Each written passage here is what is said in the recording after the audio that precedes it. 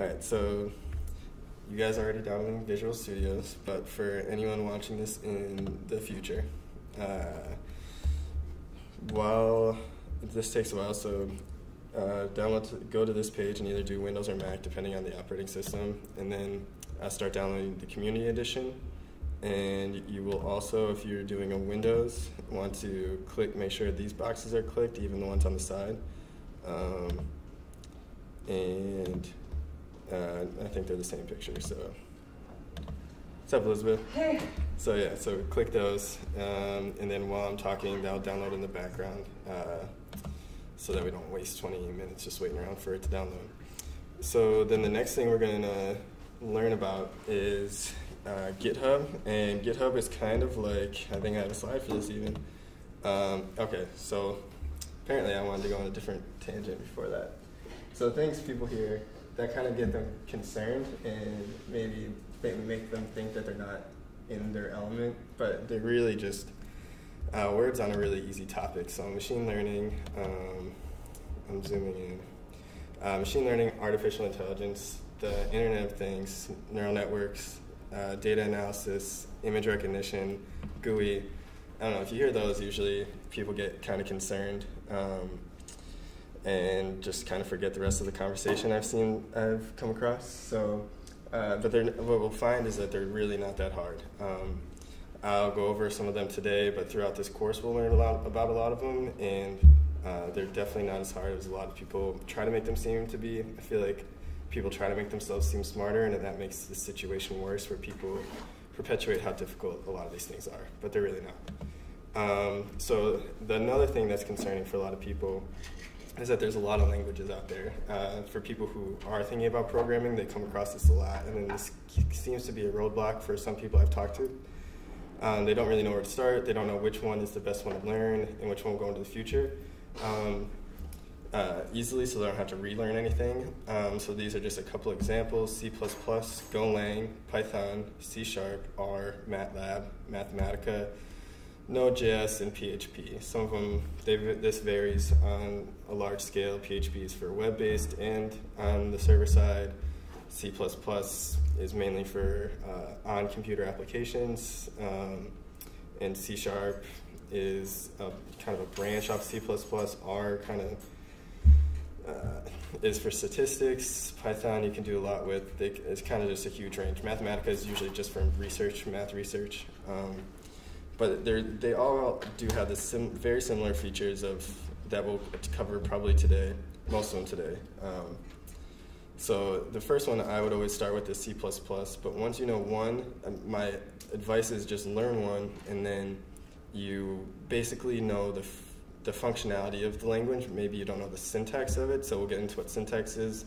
I mean, just by context clues and knowing the word, you can assume that just means kind of how you write it down. It's kind of like between English and Spanish, hola and hello. Like, it's just how you write it. It means the same thing. So it's not as difficult as learning a whole different verbal language, but there's a little bit of pushback sometimes. So how to choose which one to learn? Like I said, just what problem you want to solve at hand, read about it, and if that's it, go with it. And something you're comfortable with. Like, you'll learn one, and then being comfortable with some of them and not comfortable, just go with one you're more comfortable with, and there's most likely a solution with something that you want to do. And something that's kind of versatile, but just read about it. If there's a lot of things out there, then you're probably good picking that language up, because the more people that are involved, the more solutions that you'll be able to find. The better the community, just the better the easier problem solving will be for you. All right, so now we're going to learn about Git while Visual Studios is downloading. So why Git? It's kind of like Google Drive, where a lot of people can be working on the same program at once, which is super nice, especially when you're in a work environment. So, and then it's also kind of like Facebook, where it displays a lot of code. So say you have a problem and you don't really want to spend so much time solving it, you can get the building blocks for the solution to the problem through GitHub, through what somebody else did, and you can view it, and then you can download it onto your machine and then add to it. So it's really nice in that sense, and it's an industry standard. So If you are looking for a job in computer programming, it's a great thing to know. Everybody uses it, and if they don't use it, then they're either in research and they don't want anybody to see their code, or they actually a lot of both the professors that I talked to. Which one? GitHub. Oh, really? So there you go. There's also private GitHub, but then that costs money, and so people are just like, well, I just won't put it up. So that is good to know. But yeah, so it's an industry standard. It's research-wise, like academia-wise, it's almost there. It's starting to become like a version of publishing. Publishing is putting it up like there. It's like putting your code up on GitHub.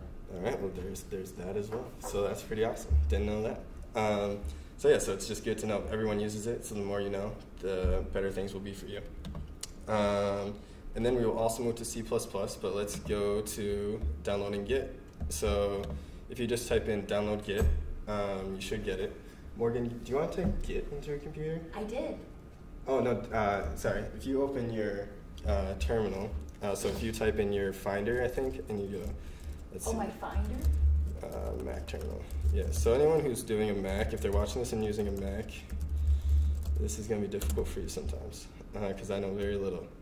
Yes, I think you go to Finder and then you type terminal and you click the one that says terminal, I think. Never use it. Mac, so then you can also, so I go to this one, Git install. Yeah, this one. Oh yeah, I have terminal. You have terminal, so do you want to open it? Yeah, I did. Okay, then you want to type git in. Yeah, git/-space-help. Here, I'll write Wait, it. okay, say it up. I'll write it out for you. Okay. So I could do this. Not on that one, this one. That's something else we're going to use later. All right, so git-help. Try that. Did you do that? Oh, sorry. --help. Yeah. I don't know, Max, sometimes they say... Command not found. Okay, I think I missed something. No, you're right. So just go to this as well, and you're going to have to download it. So, Okay. Yeah. Okay, I think I did. All right, and then, are you downloading it?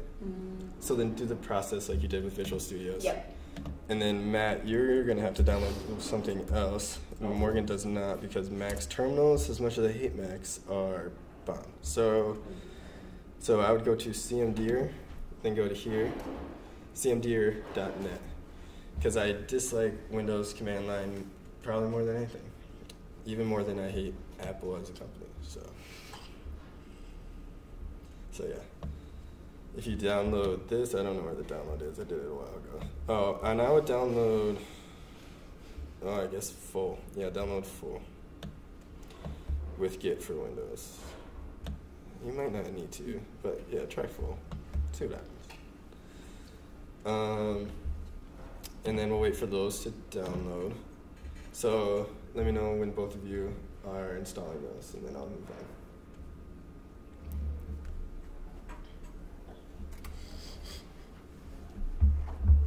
Are you installing it? Oh, yeah, it doesn't want to let me. Why not? I don't know. Let me see. So I did it again. So I did that one and it said no. Oh, let's see. You go to Git. Yeah.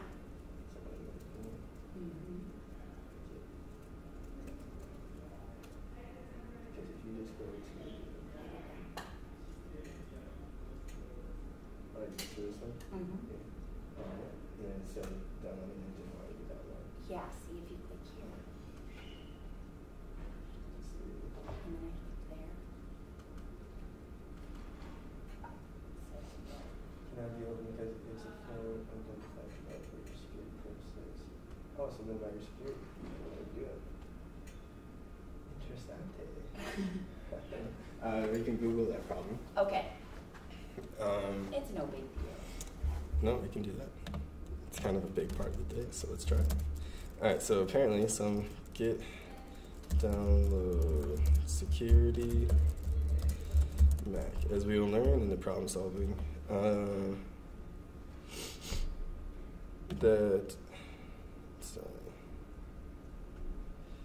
If you. Oh, I figured out how. You did it? Yeah. proud of you. I found it from a blog. From a blog? Mm-hmm. That's what I'm saying. That's what I was about to say. But as we'll discuss, internet is your best friend in problem-solving situations. All right, Matt, yours is downloading? 2 minutes left. And did you start CMD? The other? Oh, did I? Oh, well, that one has CMD has 2 minutes left. Oh, did you already install Git then? Oh, I thought that was the one you told me not to do. But oh no, yeah, do that. But it's okay. Do that as well. So download Git and CMD if you're on Windows, and then download just Git if you're on Mac, because Mac command lines and Linux command lines are very similar in a great way, and Windows ones are not. Okay, I got Git. All right. Oh, if you want to type in Git help then, just like you did the last time. Okay. It downloaded completely. It should be pretty quick. Maybe.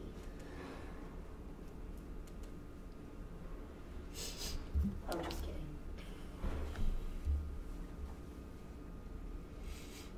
Let me pause. What happened? How do I figure out if it downloads? Go to the terminal. Okay. And then say GIT space dash help. Oh, I got it. Nice. Did it. And then Matt, you downloaded Git as well? It's getting there. Yeah, okay. So in the meantime, because of all the things that are downloading, we'll just kind of go over what we're going to do in the class. So for this exact class, I already kind of wrote a couple of things up, but I will go to project, we'll let that open, and then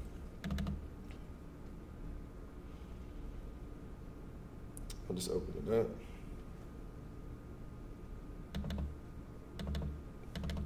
So the first one is a calculator. Can you guys all see that pretty well?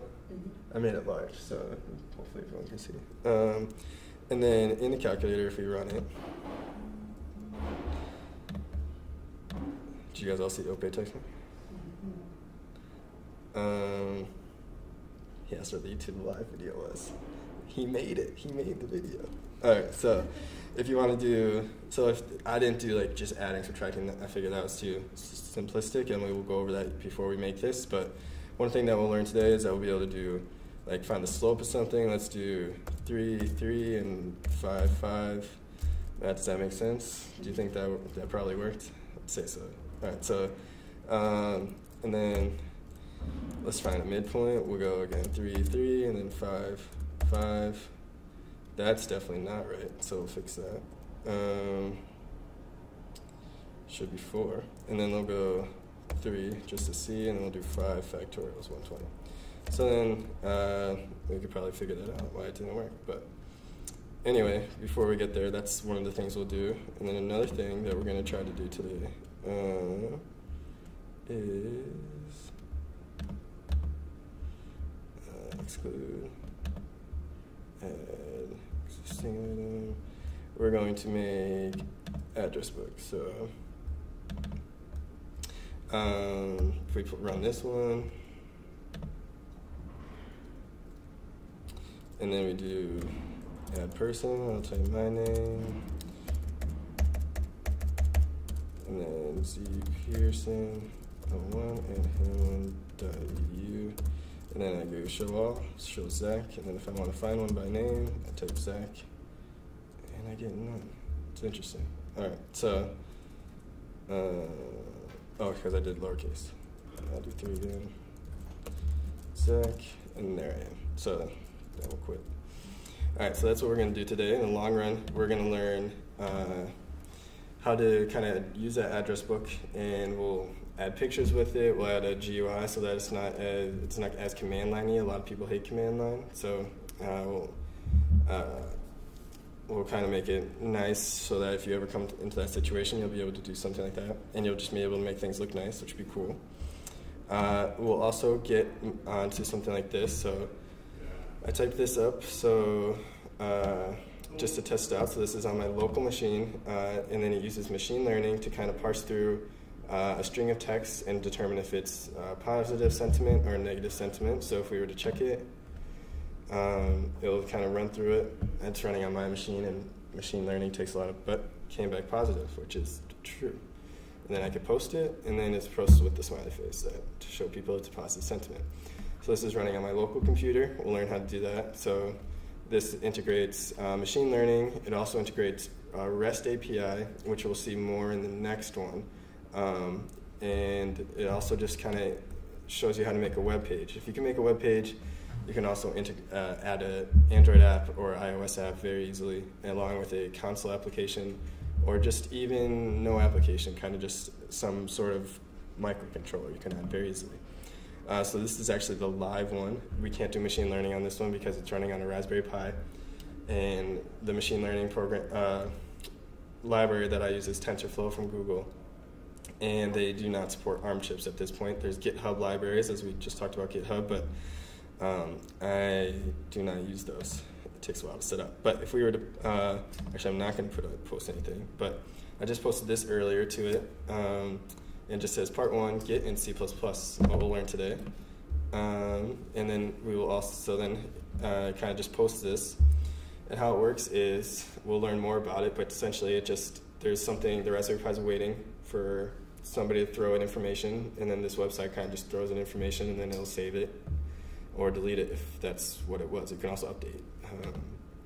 But there's that. And then something fun that you can do, and the reason that we use a lot of the languages that we will use is because it's easily integratable with a lot of things. So like for this, for instance, you can integrate TensorFlow with the language that we use on the back end, which isn't C++, but we'll get to it. And you can also integrate, a lot of things are going into an artificial intelligence type of feel, so you can talk to things. So if I say, talk to Zach's Thought, that's why I named my app. Let's get the test version of Zach's Thought. All right, that's good old Google. And then some, you can make it a male voice, female voice, default, it's male. There could be something behind that. Going to liberal arts school. Then if I could say, get me the latest blog post, hit enter, and As part of the problem-solving series, we will learn how to upload code to the cloud, retrieve it, and begin learning how to program.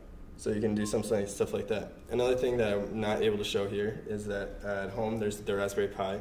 So with this you can tell that there's limitations. A lot of people can access it if they just have the Google Assistant, but the limitation is that you can't really control anything with it. Technically, I guess you could, but everyday people are going to use their phone. It's going to be for information. You're not going to be able to you can't make a car drive 5 meters or something like that. But with the Raspberry Pi, and hopefully I'll be able to bring it in, but with the security issues I handle, maybe I'll just make a separate video. You'd be able to integrate the Google Assistant just like it's integrated into your phone, and you'll be able to integrate it into a Raspberry Pi, and then you could tell it to drive like 5 meters or something. So, and then it'll do that. So you can control things. You can be able to control a processor, anything running off of a processor with your voice, like a Linux system. So it's pretty cool. It's pretty versatile. So that's the kind of the things we'll get to later on in the course. But for today, we are going to stick with Git and C++. So why C++? Well, it definitely has the best performance of almost every language. It comes with very little overhead, unlike Python, which overhead is just kind of, if you're driving in a car, you got more stuff in your car, so you're going to drive slower, you're going to waste more gas. So the C++ is like that fast little coupe that doesn't have anything in it, you're just going to fly. So it doesn't come with much. You give it, whatever you give it is what it's going to use. So it's very fast. Uses memory just as you describe it to. You kind of, once you understand it, you know how it's going to work. It works based on what you tell it to. It's very specific, which is good and is also bad if you don't know what you're doing. And yeah, so it's kind of the bare bones behind a lot of object-oriented languages. The thing about it, the biggest thing that people have trouble with when they first learn computer programming is computer memory. So once you understand kind of what's going on in computer memory, you'll be able to understand kind of what's going on when you start to program something. So the best way I would think about computer memory is a PO box or a storage unit. Storage unit has an address, which so does computer memory, something inside of it, just like computer memory, and a distinctive owner. quote unquote, because owner in this sense is used loosely. So an owner would be Elizabeth owns a storage unit. For computer memory, it is a certain type of type. So it's like it's assigned to a certain type of type, which is kind of what we'll get to. So there's another slide, but I'll save that for later. Morgan, does that make sense to you? So if I were to tell you what computer memory is, what would you say? So it's like,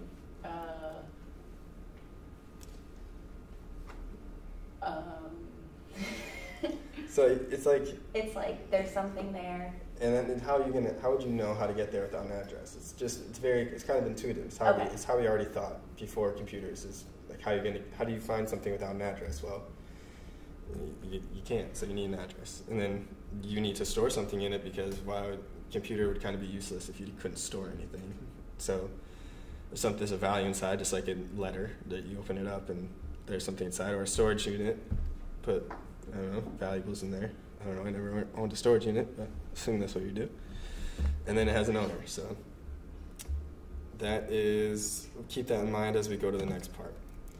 How are the things going for you guys? Did they download? 94%. 94%, Matt? Everything downloaded with Visual Studio. How long you got? What's the percentage? 88 and 53.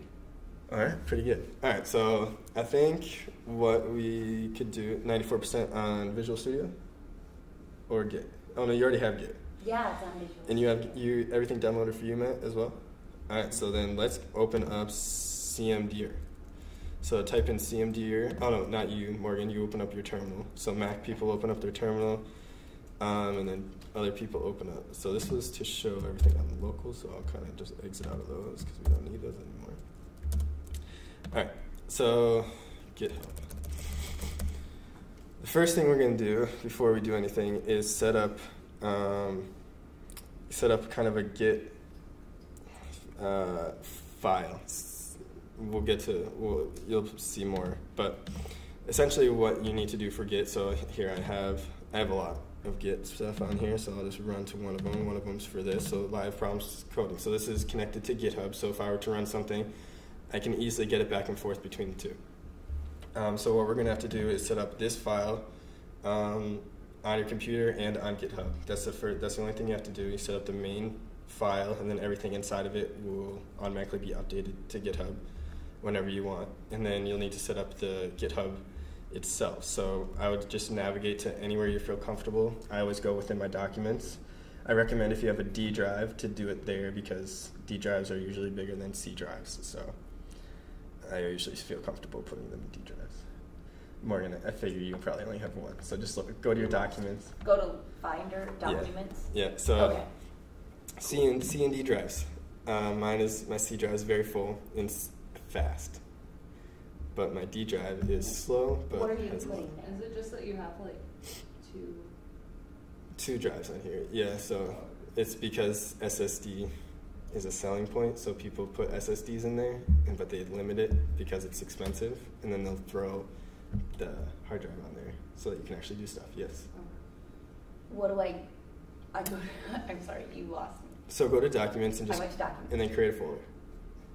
Okay. I would name it something relatively easy to remember, like problem solving. Okay. Yeah.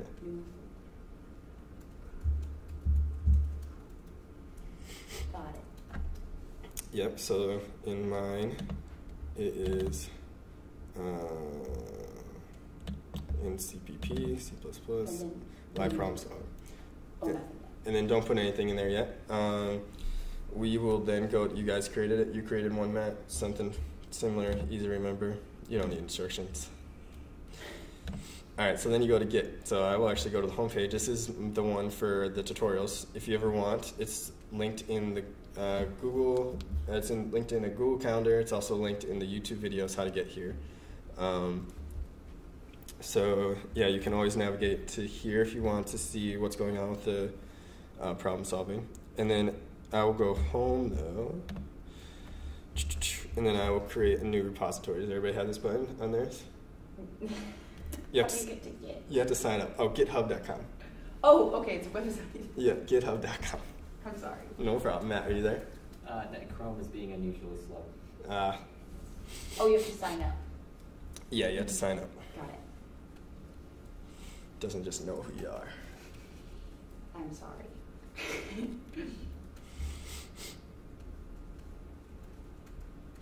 Did it load for you?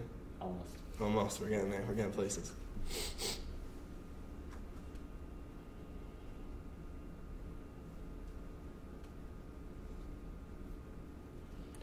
Did you sign up, Marie? Yeah, it's asking me. I'm going to skip this.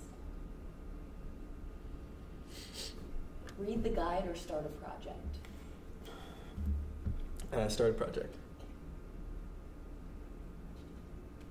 Hold on. Name it whatever you want. Name it something like problem solving or something similar to the file that you have in your computer. Okay. It's making me enter my email.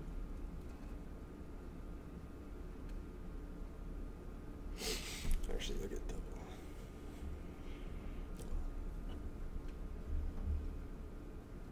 Repository name.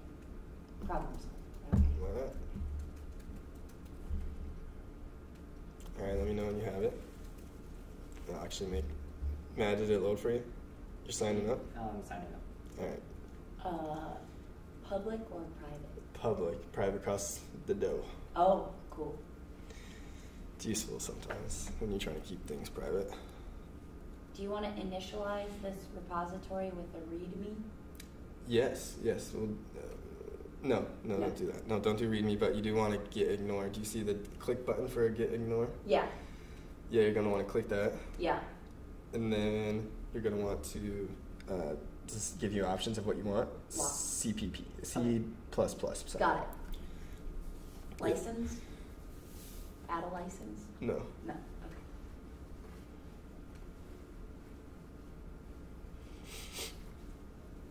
Did you create it? Mm-hmm. Beautiful. Matt, let me know. I can run through it with you because whenever you get to this page.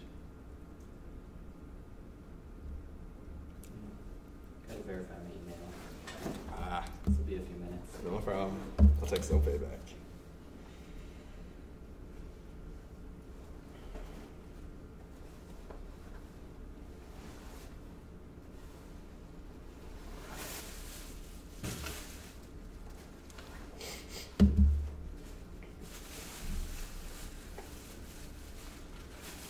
Seems like a reasonable time. There's a gymnastics meet this Sunday, Yeah. and it's called the Teal Meet.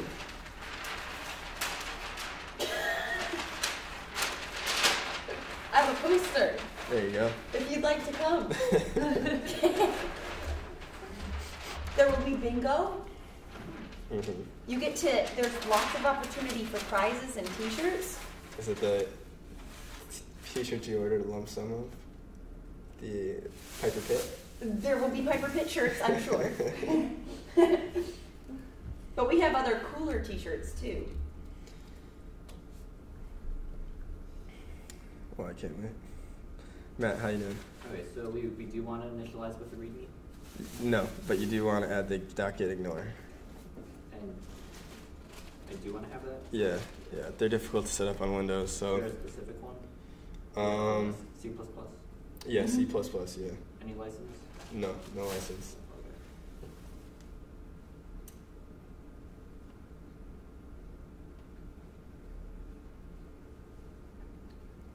You get it? I'm at a slightly different screen. Okay, do you have a new repository though? Yes. Somewhere? Oh yeah, click Does that. yours look like this? Yes. Okay. Me and him have the same thing. Testing 1, 2, 3. Alright, so then I will also add this this. Alright. Public good. Alright, so then we will go to, actually if you guys want to open up a new tab and go to my GitHub, so github.com, and then if you search, you should be able to search Zach Pearson, I think. Let's see. Users. Nope. Try Zach F. Pearson. Yeah, okay. If you search that.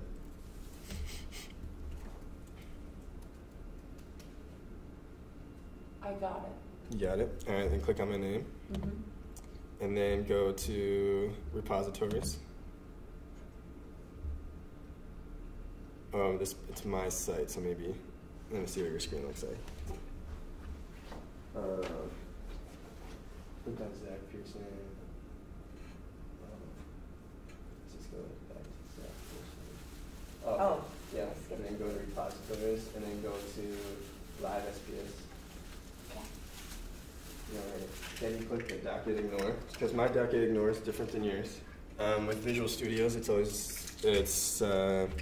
when you build stuff, it kind of adds files that you don't want to push to Git, because when you change, it's hard to recognize a change on somebody else's end. So it's best if you go to my thing, and then you go to my docket ignore, and you just copy it. This isn't you, is it? Zach F. Pearson. Let me see. That's what I searched, and I got one result, but I'm... That's probably me. And then you Did you do ZAC? in search bar. Yeah, instead of ZAK. No, I did CAC, yeah. Yeah, and then keep my name. So Morgan actually had that problem too. So she went. Oh, I think. Yeah. There we go. Okay. Is then anybody repository. No. And Okay. then Oh no. Yeah, you have And to just go copy that whole back thing? and Cool. go home and then like watch the video because then I'd have a computer and then I could eat food. I feel Oh, you this, don't have a computer. this video might be sketch. Well, I so got off the- we'll see how it goes. Okay. I mean, I got the 2 things I'm supposed to download for today. Did you test the audio quality? I did test the audio quality. That's Yeah, no, I flew in today. I tried to make sure it was loud, but not too loud, and If you then wanted food, I have air it some. on the side of loud so people can turn it down. It's okay. Okay. I want to go eat dinner. Oh yeah. Other people eat dinner. All right, so you're dipping. Yeah, I'm gonna go eat. That makes sense. You were in Washington all day. All right, so then when you copy it, let me know. Morgan, did you copy it? Uh-huh. All right, so then go back to yours. So it should be this icon right here, top right. Okay. Click that,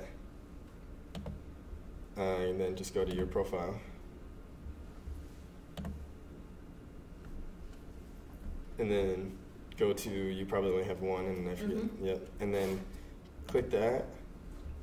Click your Git ignore, Did ignore. Oh, okay, got it.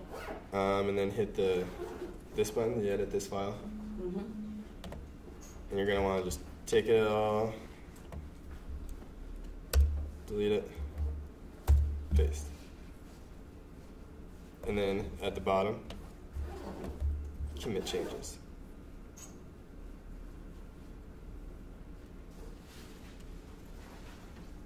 All right, you got there? All right, so after you commit changes, here, I'll do it. All right, and then I'll make a test folder for those purposes. New folder, test, 1, 2, 3. All right, and then you guys travel to your terminals, your respective terminals. CD dot that. All right, and then let me know when you guys are at your terminals. I'm at my terminal. There. All right, and then so you're gonna want to travel to the location. So it's best for me if you guys are just in. Also, if you guys are on D drive, so if you want to go to your C drive, you type C and then colon enter. If you want to go to your D drive, D colon enter, and then you get to your D drive. So Man. you don't have a D drive, so the D Oh. colon enter won't work for you. I did the C colon enter. You might need to do the C colon tab. You might not have it. It might be just not. So Don't worry. just but you can do CD dot dot. Just keep doing that until this part right here doesn't change. Okay.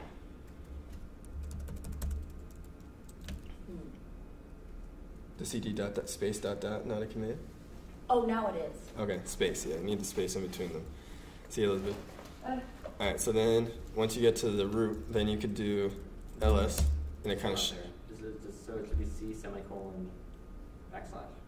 C semicolon backslash for you, yeah. Morgan's might be a tilde or. Okay. or So then what do I do after I've got it? Let me see. I'll see your. I'm doing good. You're good. I have light. Alright, so then you type ls.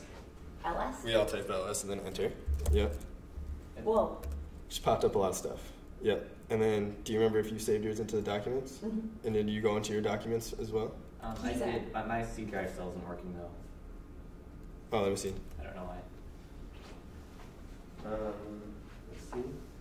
Oh, let's do CD space dot dot. C. Oh, yeah, you're already in your C drive, so space that. Actually, you don't need to because you saved yours in the documents. Right. Yeah, okay. You don't need to then. Oh, cool. So then you can just go, Morgan, when you hit LS, Yeah. a lot of things probably popped up. Yep. Do you see documents in there though?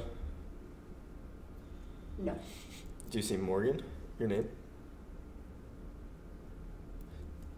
Matt, you're going to want to do CD space documents. I don't think so.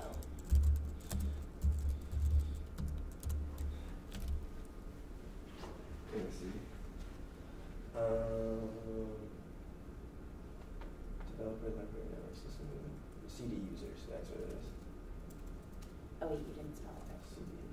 You still didn't spell it right. And then LS, CD.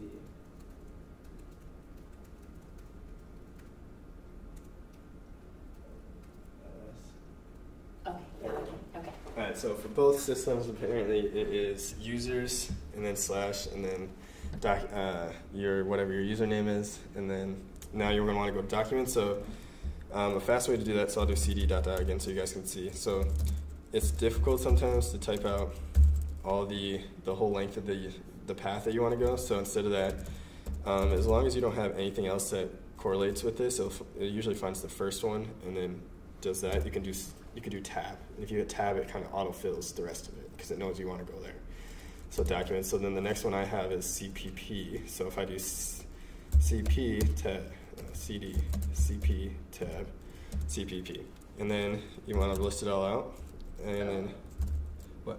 You lost. Okay, so I got the documents. all right, and then do you remember the folder name that you saved it under? So then do CD, and then well, for me it's test 1, 2, 3. So I'll do test, and then I'll just hit tab because I know. Oh, actually, I do have one other one. That's it. There you go. Test 1, 2, 3. See, I do CD, the name of the file. Yep. Enter. Space. Yeah, use space. I did a space. All right. Oh, no such file or directory. You probably spelled it wrong. Okay. Hit LS to check the spelling.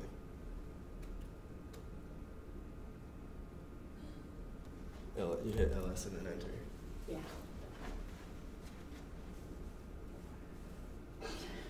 Do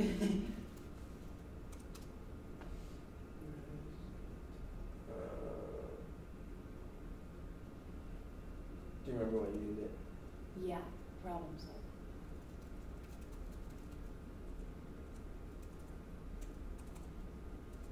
Did you do it in your documents? Yeah, I think so. It's telling me there's no thing called problems. Here, let's see. Right? Oh, I spelled it wrong. Problem. Oh, it might be case sensitive. There you go. Alright. I should have spelled it right.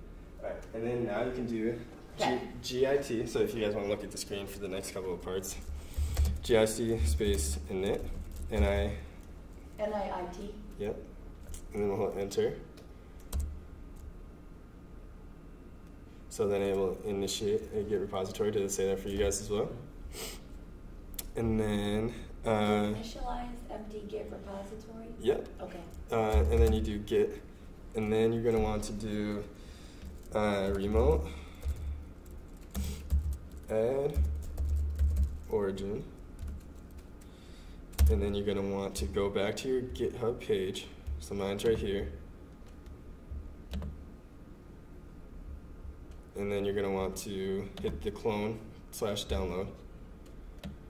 And then you could either hit this or it doesn't matter, but you can this copies it as well. And then you go back to your terminal. Let me know when you're back there.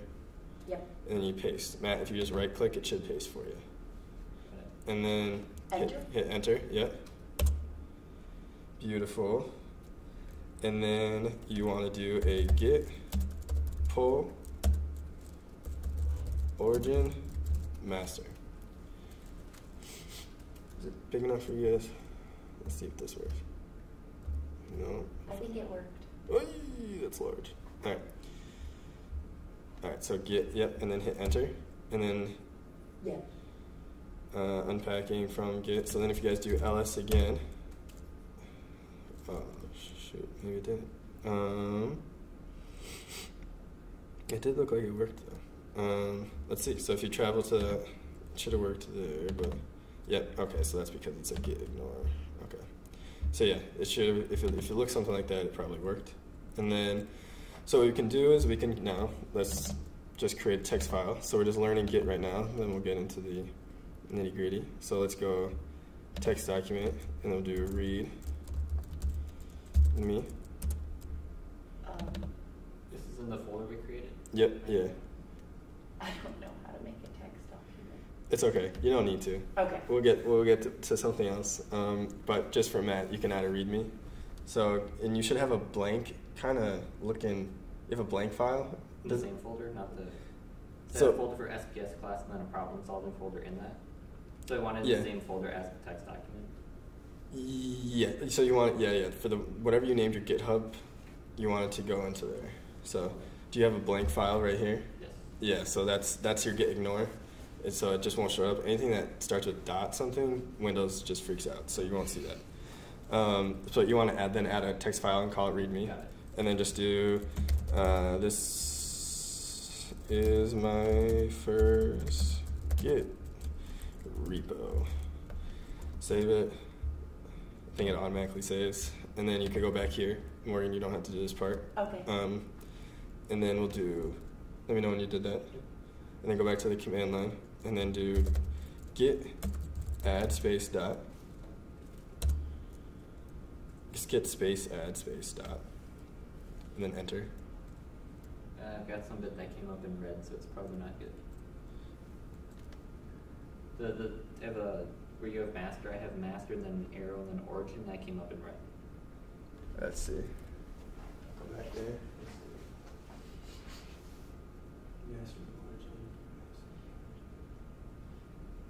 Okay, yeah, that's because, okay, so what happened was it knows that you added something. So then we'll go to git commit and my first commit.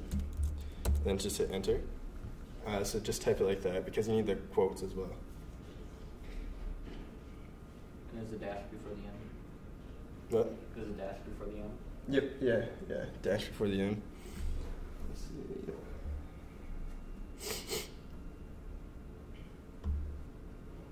Oh, I got something that says, please tell me who you are. Oh yeah, you're gonna want to type in. You have to type in your username and password. Oh, for GitHub? Yeah.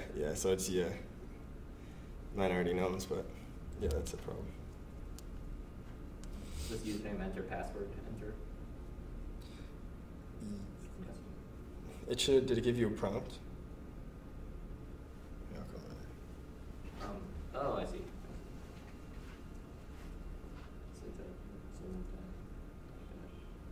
Oh yeah.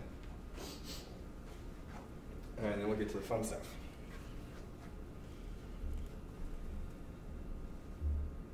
Because hopefully it downloaded by now. Not bad time.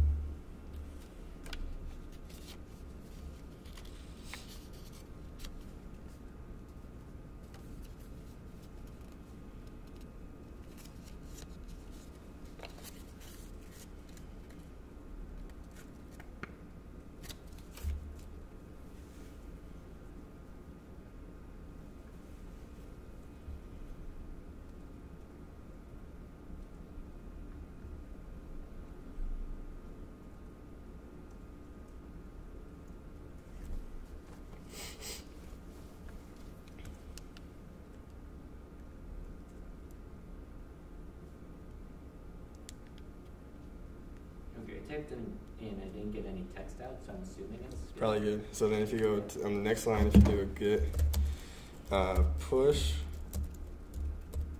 u origin should be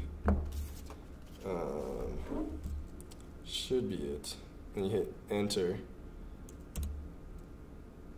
Okay, so do git. So we have to do git push set upstream origin master.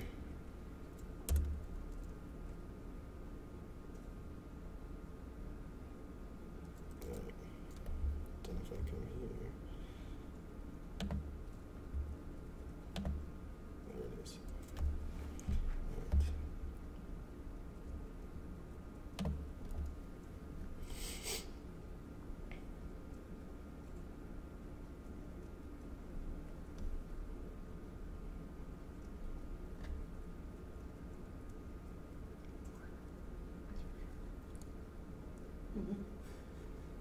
You bet it is. That's awesome. All right, did you get it? Got it. All right, so then if you go back to your GitHub page and you hit refresh, is the README file there? It is not. You hit refresh? Interesting.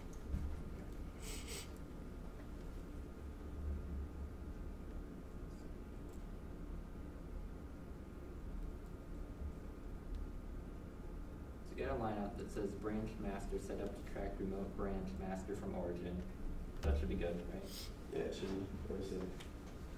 There, on the yards. Okay, yeah. Set up, let's go back here.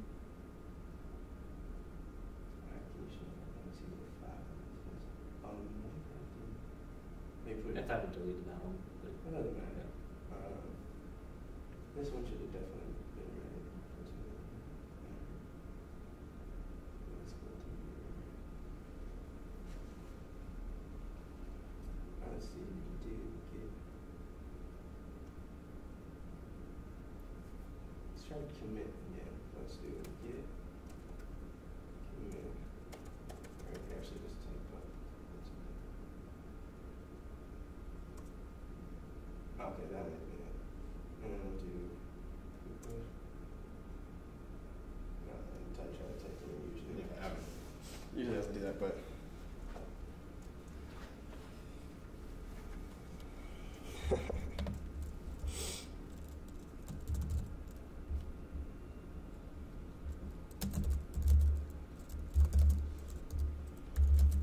well, hey, there's a README file.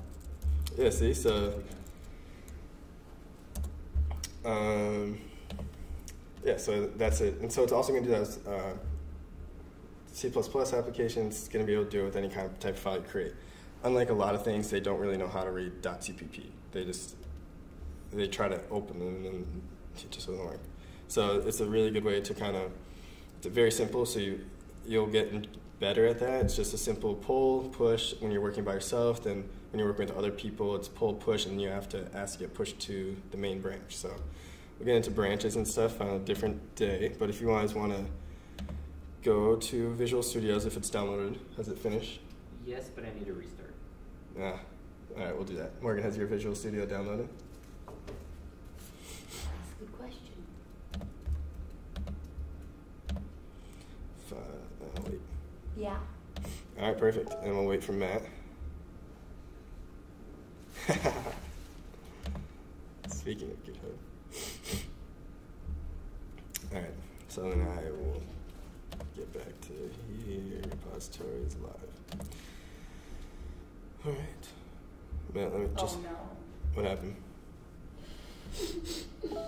What happened? I can't open it because I don't update my laptop. Oh no.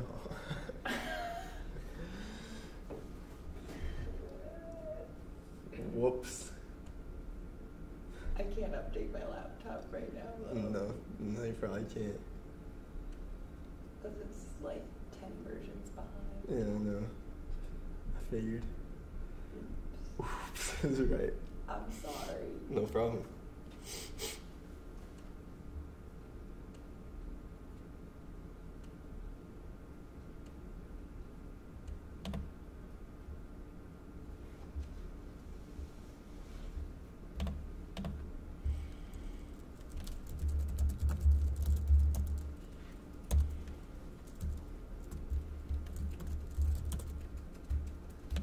All right.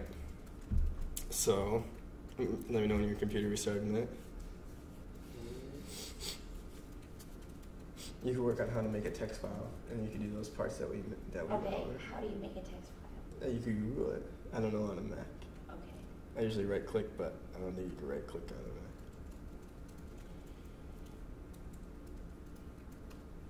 You could drag a picture into there. That Into work. the folder? Yeah. Okay. That would work. Copy and paste it. You don't want to put that in there forever, I don't think. Okay, and then what do I do? Once it's in my folder?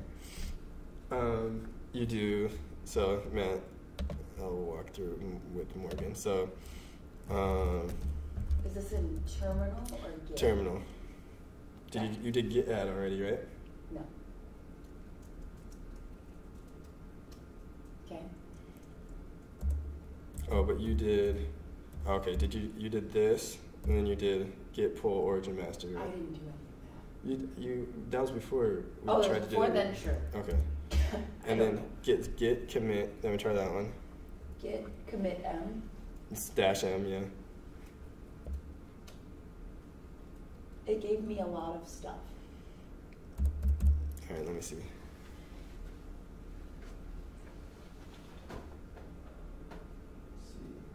Oh.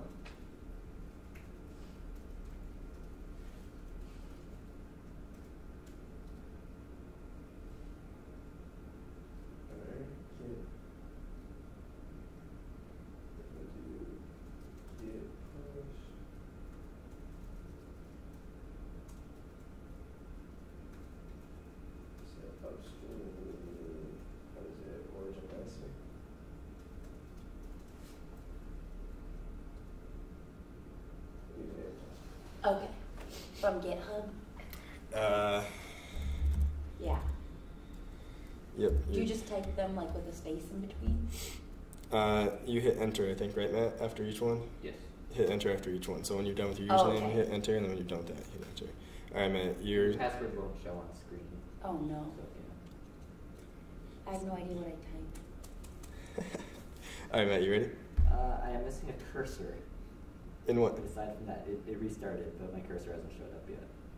Okay, now Oh, what? interesting. So, And then you hit enter? I did. Oh, then go, go to your GitHub, refresh the page, and see if the picture's there. Yeah, it is. Beautiful. So you did that part. You got Git all Wow, I'm smart. You got Git all set up now. It's a lot easier after that. You really just have to keep on doing Git pulls and Git pushes. You don't have to set it up every time, so that's Okay. nice. Can I not do the next part because I can't do the studio thing? You can try to download Xcode, and then you try to use that. So if you look for that online, you can try that. All right, Matt. booting up Visual Studio. All right, sweet.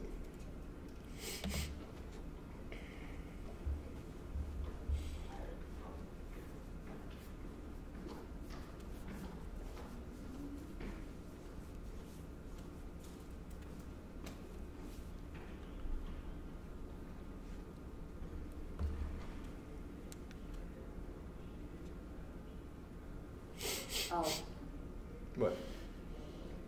I also need to update my computer for that. Oh, no. Yes, not. Oh no, I'm sorry. No problem. Still booting up? It's there. I just have to go through some of the procedural stuff. Oh, yeah. No problem. Just let me know.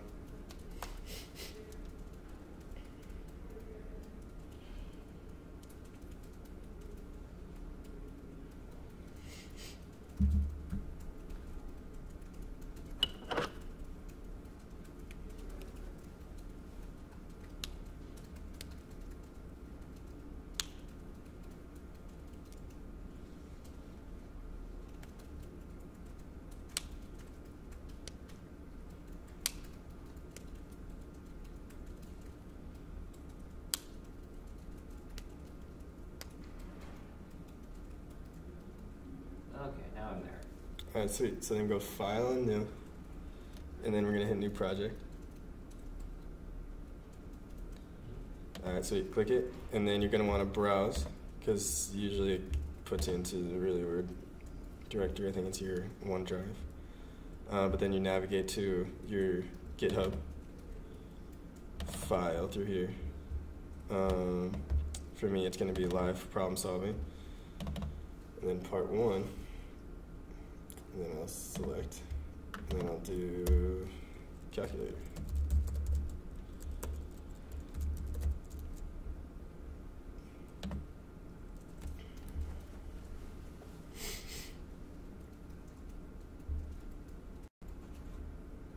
Do you want it as a Windows console application, desktop application, or empty project? Empty project, and I actually didn't do that right.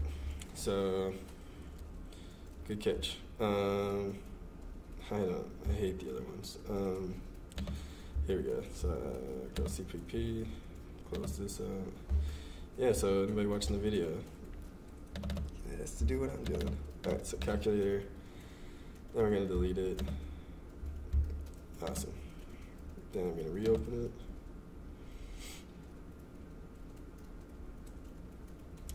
Alright, file, new project, file, there we go, file, new project. Alright, so then empty, and then part 1 still is good. Now I'm just going to name it, like I said, calculator. Alright, okay. Now you're good. So mine's creating.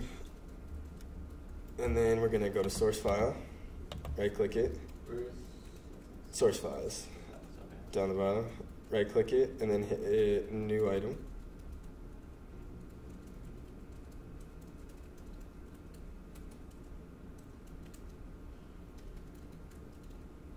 Oh, right click it, add, Right click add. Oh. and then new item. Add new item. Okay. And then type whatever you really want. I'm going to leave mine as source stuff. Actually, I'm going to rename, no, I'll leave it as source, and I'll do another one for the other one. Alright, so source. And just hit OK, and then you're good to go.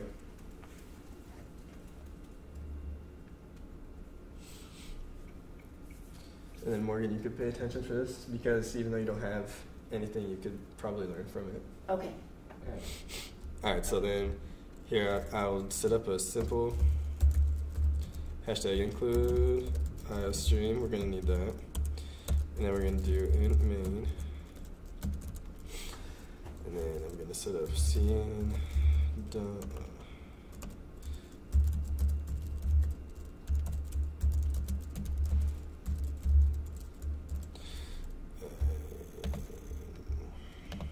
I'll leave it as that. Alright, let me know when you type that out. Don't run it, it's gonna. Got it. Alright, so then there's two ways. This is a simple C++ application. There's an error, but I'll get to that. It kind of helps with walking through the very beginning. So as you can see, we need to include IOStream. IOStream's for inputting and outputting to a console. You don't, and then what we're going to be doing, because we haven't set up a GUI, is we're going to be outputting to a console and then inputting our values that we want to add into a console as well. So it kind of acts like a very rough GUI, but it allows us to run applications and add stuff that we would like to add. And then there's an int main function. So the main function is, you need to have it, but you can only have one. So the whole solution for Visual Studios, or whenever you run a group of .cpp files, because you can have more than one, but when you run just one as well, it looks for that int main, and it will run through it. So whatever is in there, it will execute. If something's not in there, it won't execute it. It will load it, but it won't execute it. And then anything, yeah. But then you could add stuff from outside, and then kind of loop back and forth between outside of the main function and inside the main function, because we're also going to set up other functions as well. And I'll get to what functions are, but basically what you need to know is that the main function, anything that's in there is going to execute. So right now there's an error, and that's because cn is it's a helper that is provided to us by other libraries. In this case, it's a standard template library. And the way we can do that is two ways. So we can either type this out, and then it will find it and include it, so then the error goes away. Or we can use hashtag include, using namespace std colon. So what will happen here, C++ is a lot like humans. It'll just read from left to right and down. So if you have something before, it'll know to, like using namespace std, it knows that. So then when you have something like cn down here, it knows cn because it already has loaded the std, the standard template library. So it knows we're using that, so it can get all of the functionality that is provided through that. So right now what this is if I were to write cout, which is also from std, and then we go hello world, that is the very simple application, hello world. This will output to the console, and then it will wait for us to input something and hit enter before it exits. If we didn't have this, then the function would, you wouldn't even see hello world, it would happen so fast. But then we're also, for and will also return 0, and I'll go over that later. So you can add that if you want, and then you hit that button, the local Windows debugger, hit that, you build, and then see, you hit hello world, and then you could type any character you want, and then enter, and then it exits it. So you could also hit the exit button, but let's not do that. All right, so there's a couple of things here that I will go more in depth on. So the first one is a variable. So variable is a lot like what I was talking about before with a, it's like a storage unit. It has, what the computer memory does is it goes and it gets a chunk of memory, and it's kind of like a storage unit. That memory has an address. You can put something inside of it. Its owner is a character, so you can use any character. If you, like, I can set this equal to,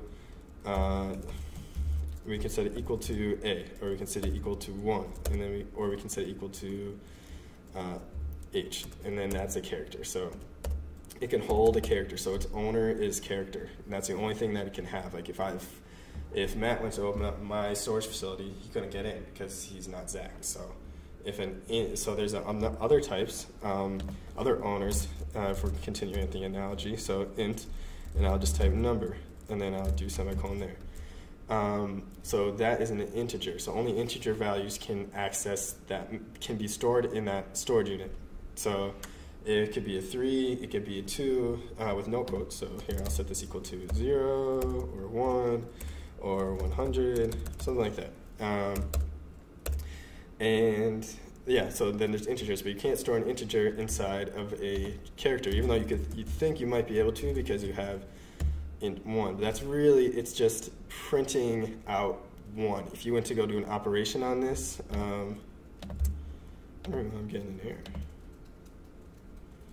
The value of const char cannot be used. Let's see, does it give me an error for A too? That's interesting. Why would it do that?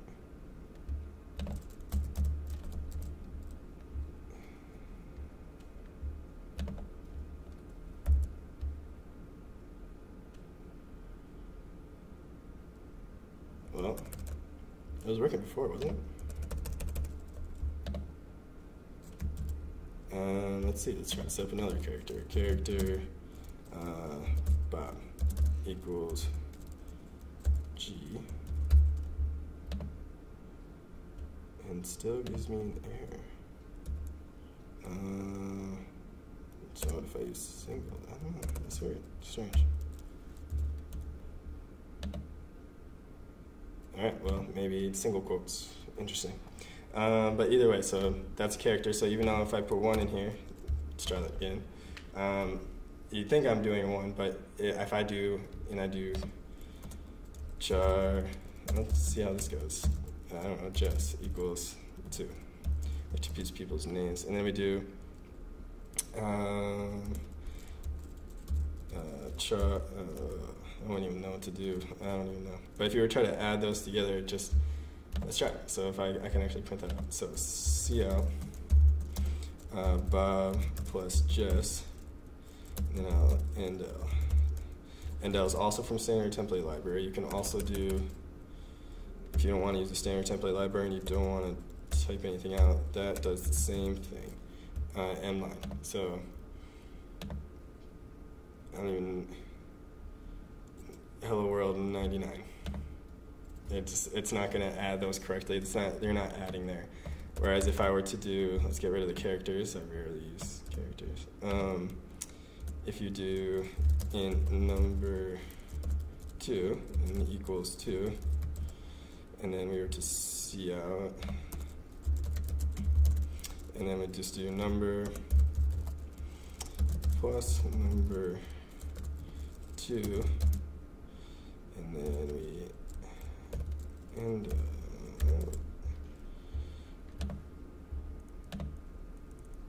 you should see 3. Yeah, so you can add integers, you can add characters, but they're not going to act like integers if you put a 1 in there or something. So that's kind of how the types work. There's other types as well, but the main types that I usually work with and are very important, the other ones you could look up if you need them, there might actually be 4. So I use int, a lot. And then there's float, which is like decimal points. So integers are integers, floats are decimal points. You could also use double and I'm not sure. Yeah, I think maybe just double, maybe long, but and then so double. I guess I'll take that out. So double is one.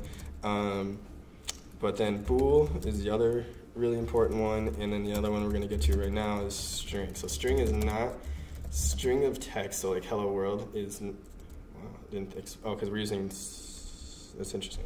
So string of text usually isn't included right off the bat. See how it's a different color? It's because characters. It's kind of just a character that is kind of appended to each other. So you have a character of H, and then it's kind of like a. We'll get to what arrays are, but it's just a group of characters. So it's just a fancy thing. So then if I did string, and then if I did string Bob equals, now I could probably use double quotes Bob. And then number 2 is undefined. Yeah, well, we deleted it, so that's probably what that is. So then if you did string Bob, and then we were to print out Bob,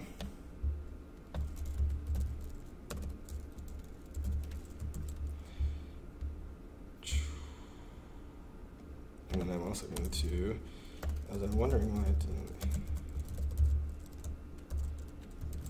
There we go. So we need to include string. It was showing up without it, but and I was confused by that. But I thought maybe there was an update to C++ where it just within standard template library, and then you didn't even need a header. But you do need a header to include string, and that's because, like I said, it's just a group of characters. So, and then if we were to do this, and then I'll add the n.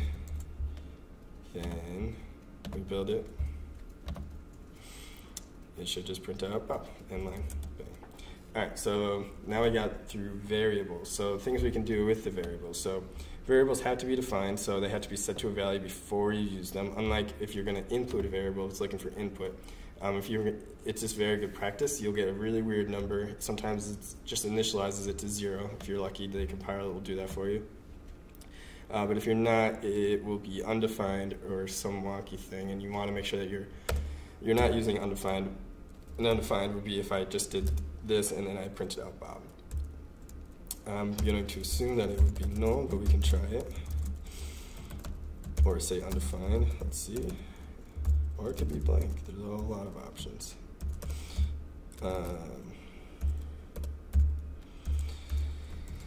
Let's see. So that would be undefined variable, which is very bad practice. Yeah, nothing. So Visual Studio kind of saves you with that, but it's very bad practice. And you're never going to really be able to do what you want because I don't understand a situation where you would want to use an undefined variable. So it's always good to define your variables. And then if you want to do something more interesting, so let's go to int num1 equals 2. Actually, let's do this. So we'll do cout, enter first num, and then that, and I'll start using that from now on. And then cin num1, it's not defined yet, but it will be cout. And second, and cin num2, cout, sum of 2 bar.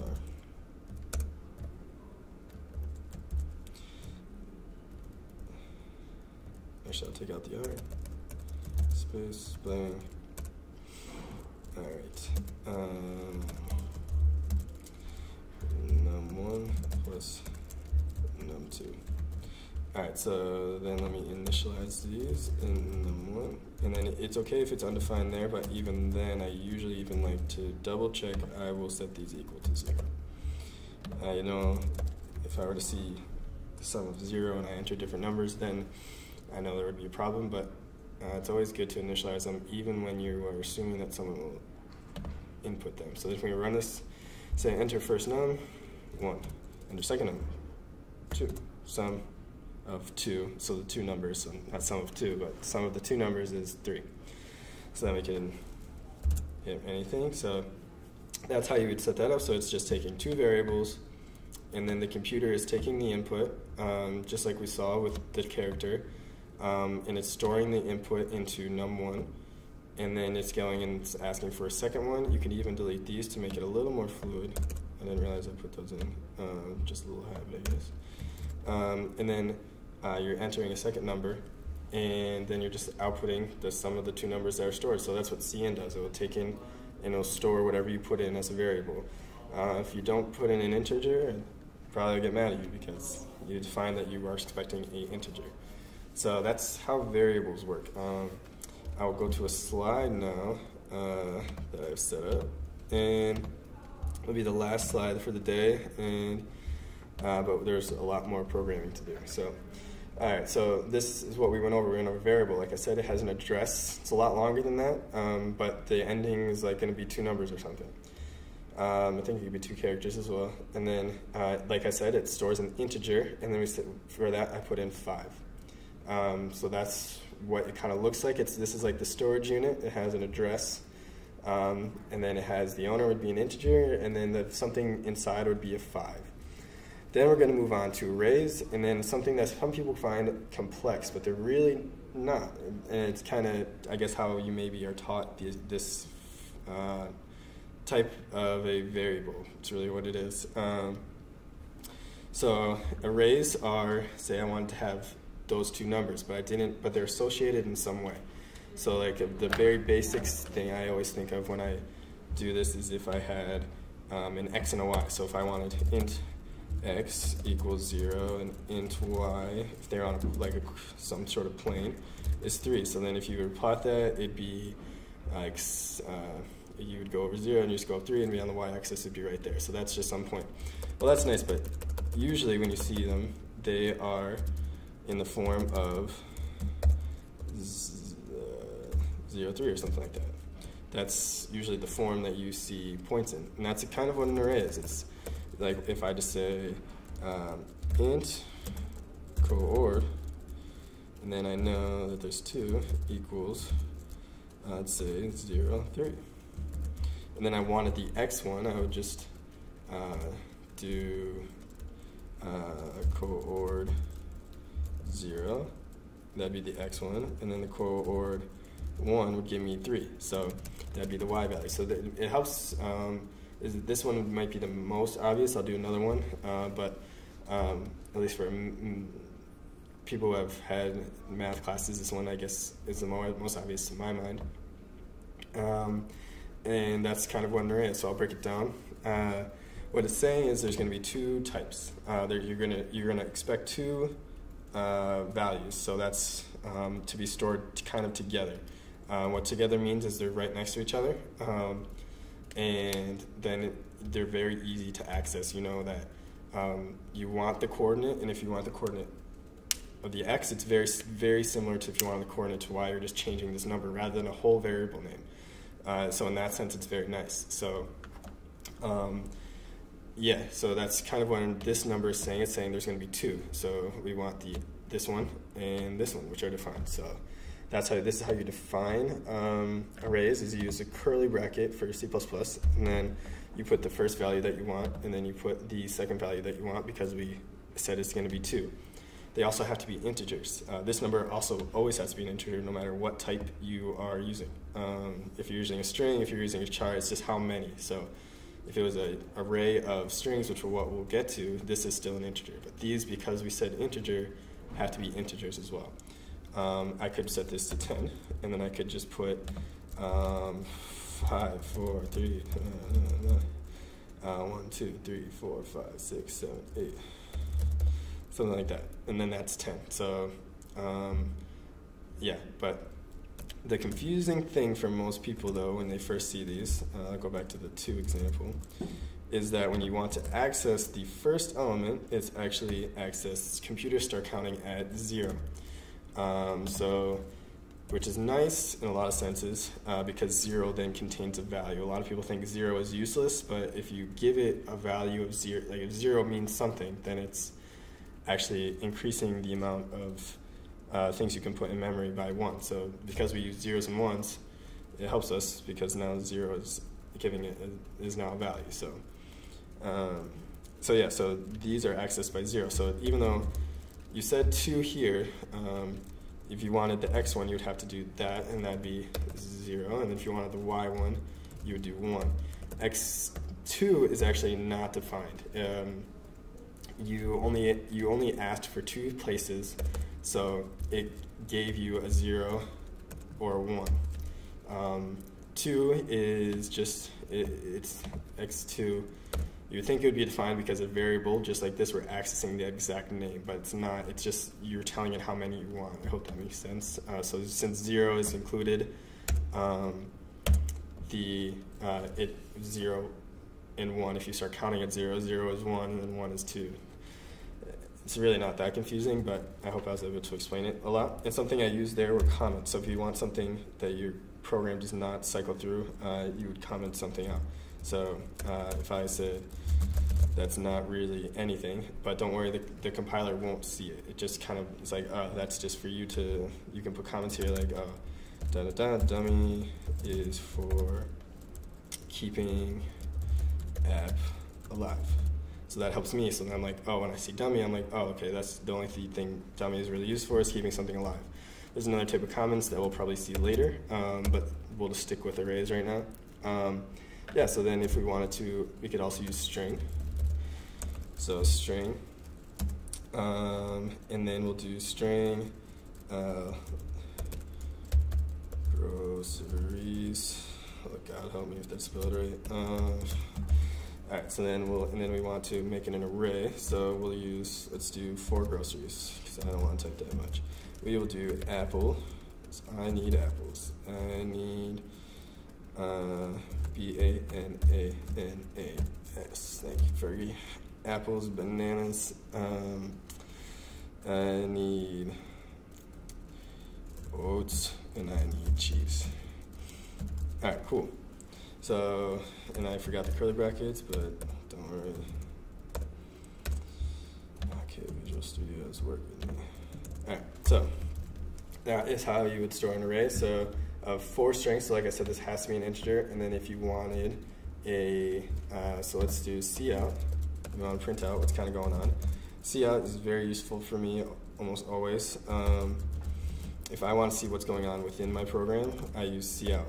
And you can almost output any type of value. We'll get to all weird types of things, but you can probably see out what it is. So then we want bananas. So this should print out bananas. I mean apple. We want the first one, so apples. Interesting. Why would it have done that? Groceries, 0, and it will output every single one. Oh. All right, so each one is its own element. I put quotes around the whole thing, so it's going to do that. All right. And then if I want that, if I want apples, apples. Good. So what I did was, the whole thing was in quotes. When it's in quotes, it doesn't notice the commas, and that's a problem. That's another thing. It's okay to mess up within computer programming. It happens all the time. It's not going to kill anything. You learn your most from messing up. So I've messed up a million times. I probably will mess up at least 10 more times throughout this. So that would have to be how you define an array. So so then if I wanted the second one, I would have to do this. Groceries 1. And then if I wanted the third one, I would have to do this. It kind of becomes a pain in the butt. So then I won't get the last one. And then I'll just print this out. And I put no spaces in there. C++ is very literal, but as you can see, apples, bananas, oats. So it did do all those, but that could be a problem because we ended up working with arrays of 100 or arrays of 1,000. And that, having to type out every single one, if you wanted to print it out, would be kind of a hassle.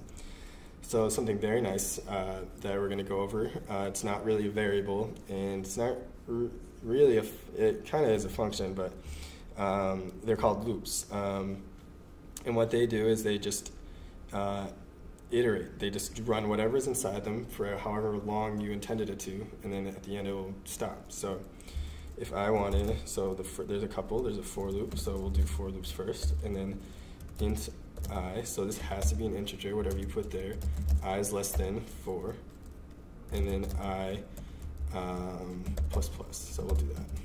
We'll run right into that problem. Groceries.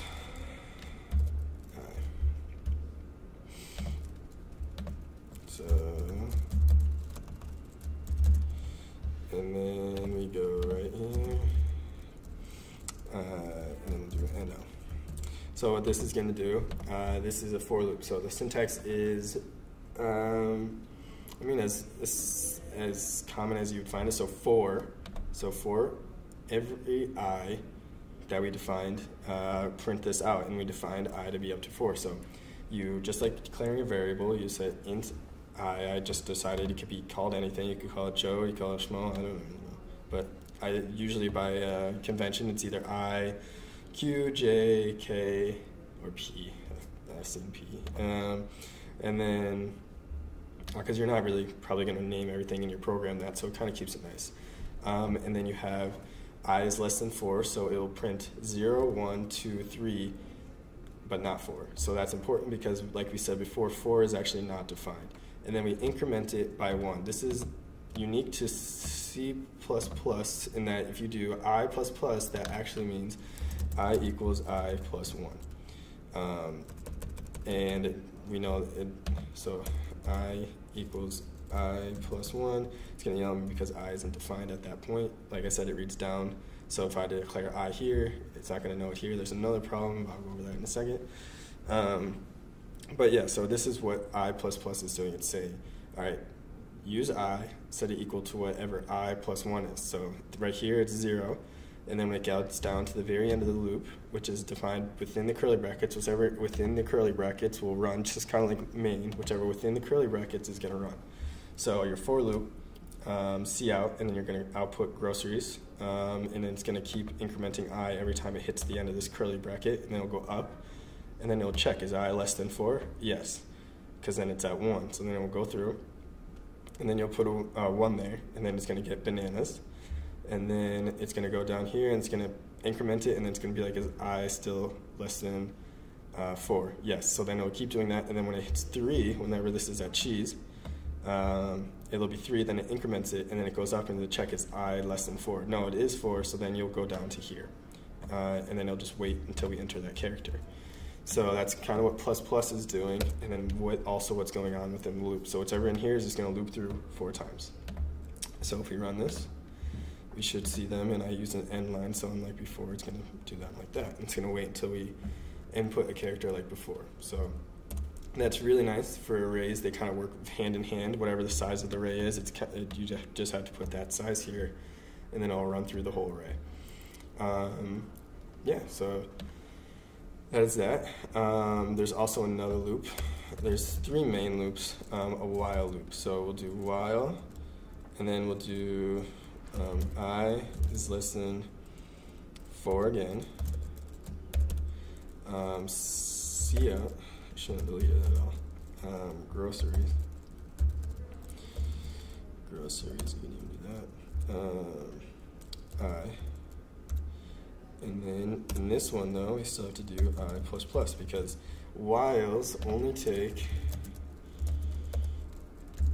a condition. So this is a condition, and that's the only argument. So for loops, you had int I, so you had to declare your variable, and you did it all within these parentheses. So while loops only take in a condition. So if I is less than 4. Keep going. So it does the same thing as a for loop, except the syntax here is just a little bit different. So it still starts off at 0, does the same exact thing, and then it increments I, but you have to explicitly tell it to increment I, and then it goes through. Personally, I use for loops all the time. I rarely use while loops, but they are there and they are useful at some points, especially if you're kind of running through video. We'll get to that later on in the course, but yeah, so for, then there's a while loop, and then if we run it, I'll show you, it's the same exact thing. Yep, but I didn't do the end line, so that's why that is. So if I put the end line, it would be the exact same. And then there's finally one more, do whiles. So do and then while. And they are the same thing, except they have to run one time. I think I need that there. And then they have to run one time. So you put do, and then you put while, and then the thing. So it's kind of acting a lot like a while loop, and it should run the exact same stuff. So here, I'll do this. I use these very rarely. The only time I use them, we'll actually see them today, but they have to run one time, and then that's useful in some senses. You maybe only want to run it one time. For us, it will be when we display something, we know we want to display it at least once, and then the user can either quit or not quit. And if they don't quit, it goes back and loops through it. So that would be a do while. And then if we output it, let's see what happens. Yep, same thing. So go through, increment it, check. So, but it has to run through it one time. So those are the standard loops. For is the most common. They go in order for most common to least common, the way I just showed you. So for is the most common, so I'll always stick with those. And that is arrays, basically. So that's pretty good. You could also create a program that entered all of these arrays. So if you want to define an array to be defined, but also not have to write everything out. So if I did 100, this would define 100 things as 0. So that is nice. So you don't have to type it out all the time. So it's useful. So those are arrays. You can also make a program that kind of asks the user for groceries, and it keeps inputting groceries. But we'll get to that. We'll get to kind of using arrays in a second, more so. But the next one I want to talk about, and this is more of a complex topic, would be pointers. So pointers a lot of people find problematic, but they don't know, and is that what a lot of people don't know is that arrays are also pointers. So when you define an array like we did, actually I would describe pointers, and then I'll describe kind of what arrays are. So pointers, what they do is they store an address, and then that is what their value is inside. And then you could also ask what the value is at the address that they have stored inside of them. So for this one, the address stored inside it is blah, blah, blah, 40. And then you have blah, blah, blah, 40. It has 5 in it. And so then you can ask it for what is there, and then it will give you 5. The nice thing about pointers is you can keep changing what the pointer is pointing to, and then so then you could change it. So instead of 40, if I said it was 95, it would point to here. I used 5 way too many times, but again, it would be 5. So then it would be pointing to this guy if I put blah, blah, blah, 95 in here.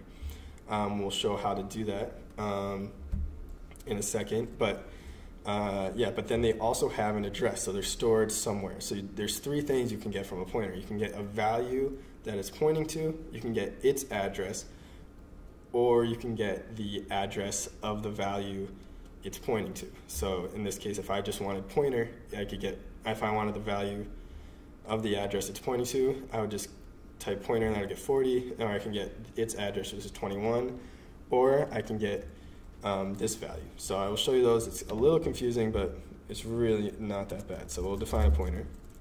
It's very easy. Int pointer, and I already have I defined, so let's say equals, and this is a little confusing for people when they first see that. Int pointer, okay, here, wait, we'll do this. Int pointer equals, let's try that. No, it does need the ampersand sign. Let's try it. Well, all right, so let's try that, and then we'll see out pointer. So see out pointer and all right. So what will we see? Not 0. We see the address that's stored at, because what's happening is we define a pointer, and then we defined its value. The value it's pointing at is I. So here, I'll make it a little easier for you guys. We'll just define int pointer, and then pointer equals, and then I should put %i, and that should be good. Yep. So then if I output pointer like that, it should give me 0. All right. So then if I do, so that's how you get the value it's pointing to. And then this was interesting. So if I actually went here and I said equals %i here, again 0. So okay. So when you're defining it right off the bat, you can do that, but this makes more sense, and I don't know how they're the same thing as equals %i. And where would ampersand be? %i. All right, so for pointers, what this is saying is this just means it's a pointer. This asterisk means it's a pointer. That's when you define a pointer, that's how you tell the C++ that you want a pointer. You know how I said it's a storage facility. It has an address. %i is getting that address. So pointer, just like how we say I is equal to 0, and that's the value that I has. So at that point, I has 0. If you wanted the value, whatever's inside has 0. Right now, what's inside of pointer is the address of I. So that's what %i does. It gives you the address of I. So then it's putting it inside of pointer. And then when you call star pointer, then you get what it's pointing to. So pointers can have technically three values. So and then if you wanted, so I could actually output all of these. So if I said pointer, so if I said val I, all right, and then I'm just gonna copy and paste, Control C, val pointer, and address of pointer. This is also address of I. All right, so if I print these out, hopefully it makes a little more sense. Let's go here. So,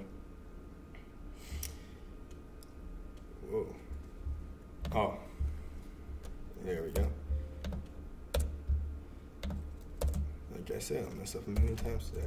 There we go. All right, so, and then if we print this out, then we'll see all different numbers. So this is value of I because we are pointing to I. So at this point, we are calling what we want, whatever it's pointing to, and it's pointing to I. And then we have value of pointer and address of I. So the value of pointer is the address of I, and that is whatever the address of I is. And then we want the address of pointer. So you can see they're actually pretty close, but they're different. So they're at different locations, but pointer, the value of pointer is the address of I. So then you're like, okay, well, when you call star pointer, you're like, okay, well, then what is at this address? We want to know. And it's 0. They're flexible, they're useful, but the main use of them is that, at least for me, is that arrays are actually pointers. So what arrays are doing is, I'll go back to my slide. We got 20 minutes. So what this is doing is, what an array is doing, as I have over here, is it's saying, okay, you want an array, and then you define however size you want. And then it's like, okay, the variable, if I called it, like we had groceries, the variable groceries is going to point to 10 locations in memory, and it's going to actually only point to the first one. It's going to point to that first one, 72. I'll go over here because this is actually a 2D. It's going to point to that first one, and then it's going to look, and then when you keep calling one more, it's going to keep incrementing the address by 1. So pointer points to groceries 0 is what groceries does. So then when you call groceries 0, you get whatever the value is here. And then when you call groceries 1, it gets here. And the reason that's useful is because when you use, so if I wanted to do int pointer equals 0, 5, 6, 7, 8. Okay. All right, so I won't do that. But what I will do is we have to learn functions first. So main is a function. And then we also are going to describe other functions right now. So this is how you set up a function, really. So if you wanted another one, this is what is getting returned to it. So like I said, I'll get back to that point. What's being returned to main is 0. You have to return whatever the type of the function is. Functions have types just like variables have types. It's not really anything new. So if we get to, we want an integer, and then we want it to be, this one's going to be our, let's get our slope. And then if I wanted, I would have to x1, x2, int x3, int x4. And then that's very similar to main, except that this takes arguments. So all arguments are something that you can pass to it that you'll be able to use with inside of it. So if I wanted, so then I will define a slope, so I'll call it m like we do. So int m is going to be, in this case, x3, I'm naming these poorly, plus x4, divided by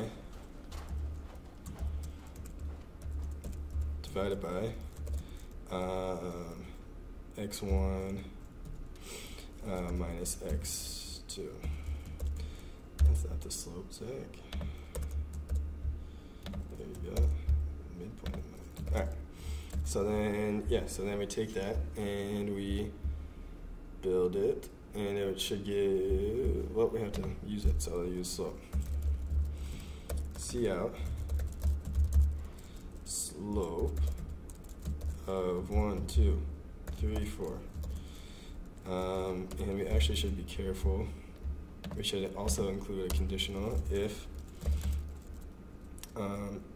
x3 minus, nope, I use x1 at the bottom, x1 minus x2 does not equal 0.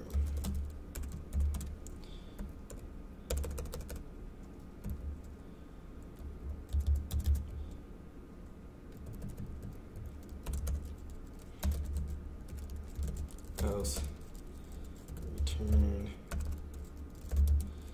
this is a bad thing to return, but 0. Yeah, so I added some more stuff. So basically, this is an if statement. I haven't gone over that yet, but we might as well go over it now, get it out of the way. So if statements, just kind of like for loops, they take a word that kind of describes them. In this case, it's if. You have to use it for an if statement. And then it says, okay, execute this code if and only if this thing is true, whatever this is. So as long as x doesn't equal 0, you want to return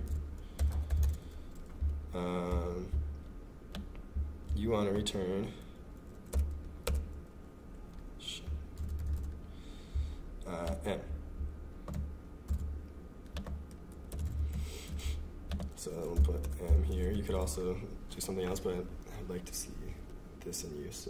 So then you return m. If this doesn't equal 0, well, if it equals 0, it's undefined, so that's why we want to make sure that that doesn't happen.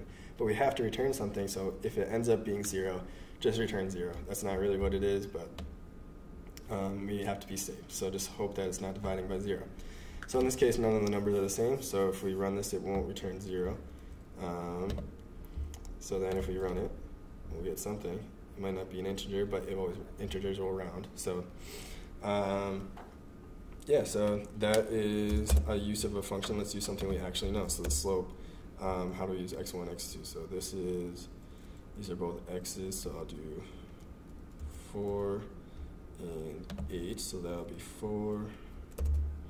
And then this one will make it 16, so I'll use 1 and 17. And then this should return some sort of 4, positive or negative 4. All right, so that's how you would do that. So sometimes it's nice not to have everything kind of crammed inside of the main. So then you throw it up into a function. Another time this is useful is if you wanted to reuse it, so you didn't have to recalculate the slope every time. So if I wanted to do a slope again, if I were to put this all into the main, I would always have to use this calculation. I would always have to put it everywhere. It would become cumbersome. So I would instead use cout new slope, and then I would do something else. So I would do like 2, 4, and this time I wanted to do 2, so then I'd have to make this 1 and 5. All right, so then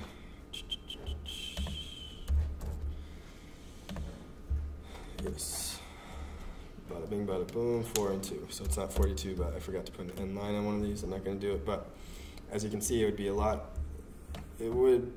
You don't want to use this every time. So in this sense, it's almost the same amount of code, but it's nicer to have a function because you know this, and it's kind of descriptive. You're like, what are you doing here? It kind of describes itself. You're getting the slope of those 4 numbers. And then where pointers kind of come in handy, so that's how you would define a function. And then if you want a string, you'd put string here. There's also void, so we'll go over void in just a second. Where pointers are useful is if I wanted, so I would actually do int and then pointer, and then we'll do 1. And then I want to int pointer and 2. Alright, so then we'll do that, and then what I want to do is I want to take 1, and then the y's are always stored in there, and then 2,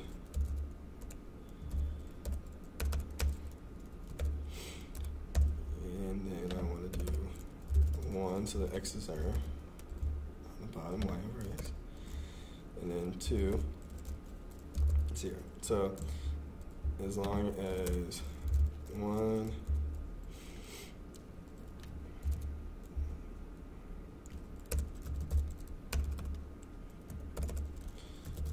2, 1. So as long as that's not true, return the slope. And then in this case, you have too many. So it's nice because then if I'll just use 1 slope, and then I'm going to do int pt1 equal 2 equals 1, 2, 1, 2, int pt2 2 equals and then we'll go, we want it to be, I'll go 3, and I want it to be, so I'll go 6.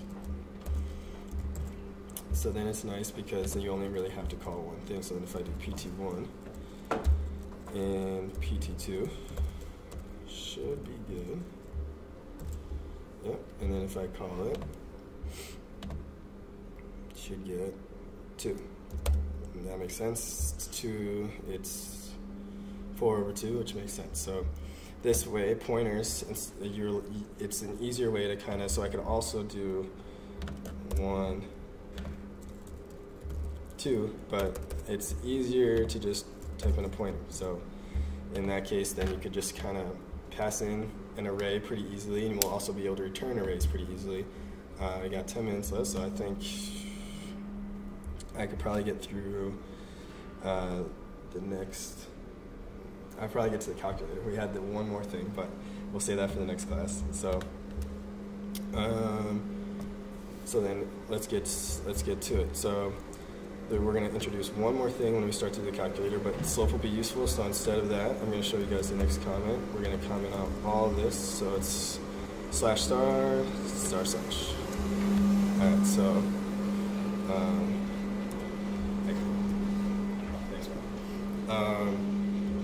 So we're going to introduce one more thing. That one more thing, and after you guys know this,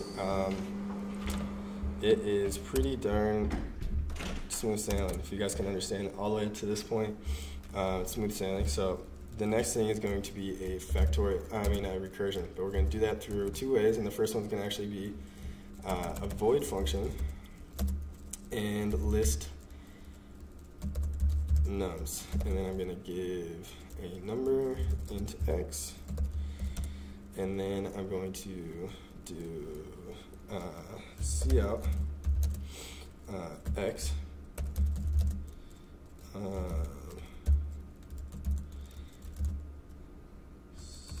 count space,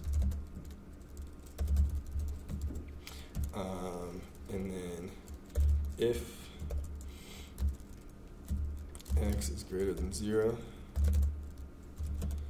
and then we're going to call list nums, and then we're going to call it with 1 minus x. So it is actually a lot like a loop, but, and then else.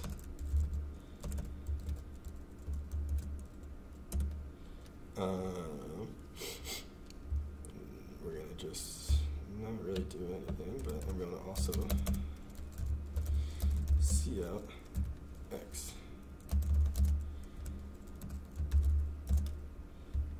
Alright, and then I'm going to end L. I can actually do this better, so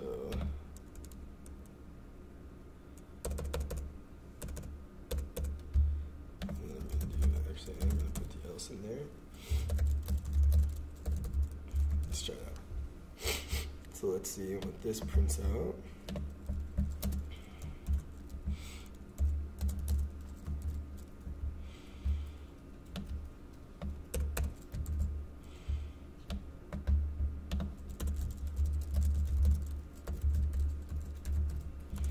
Then I'm going to call Factorial.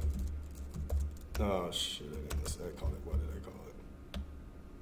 List nums.